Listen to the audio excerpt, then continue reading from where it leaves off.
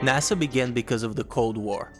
The two most powerful countries in the world, the US and the Soviet Union, were competing for dominance, and the space race emerged as an area to show militaristic and technological advancements.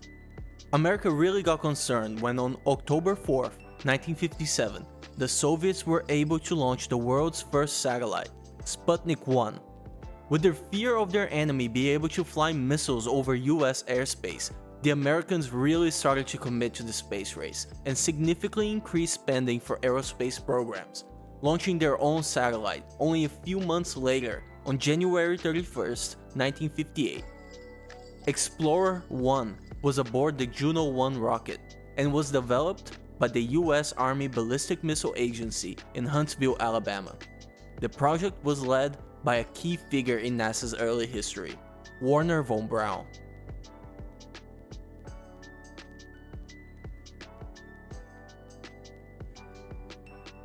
Welcome to the Marshall Space Flight Center.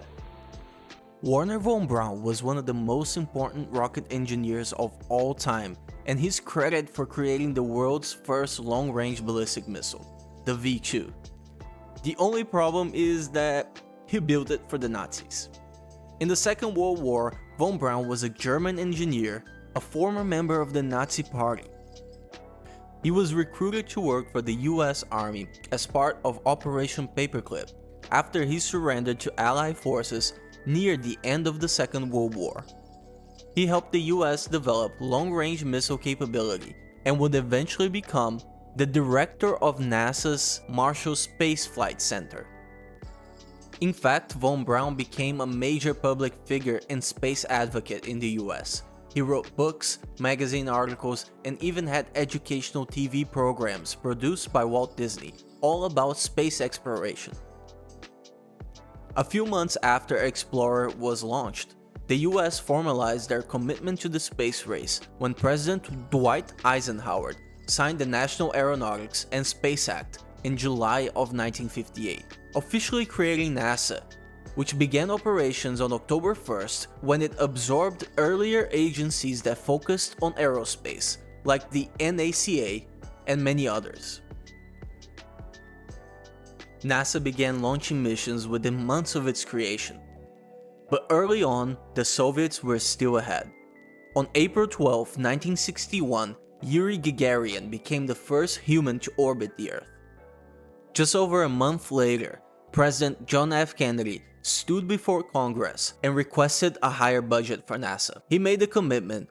I believe that this nation should commit itself to achieving the goal before this decade is out of landing a man on the moon and returning him safely to the Earth, which became NASA's main goal for the next 11 years. To achieve Kennedy's goal, NASA's first major human spaceflight program was Project Mercury.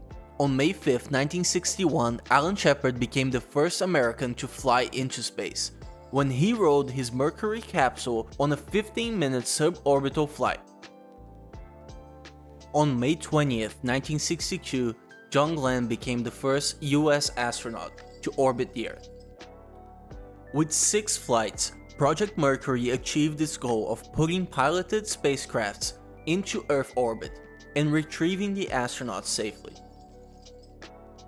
Building on Project Mercury, Gemini expanded into having 2 astronauts per spacecraft, and across 10 flights, tested more advanced skills needed for future missions, with an incredible highlight during Gemini 4 when Ed White became the first US astronaut to conduct a spacewalk.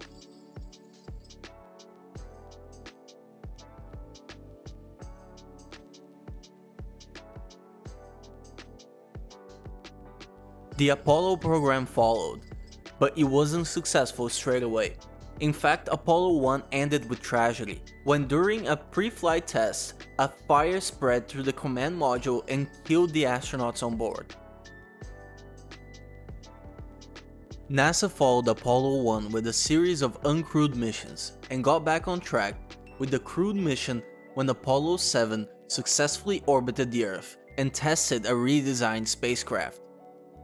Followed by Apollo 8, which orbited the moon and gave us incredible pictures of Earthrise on the moon.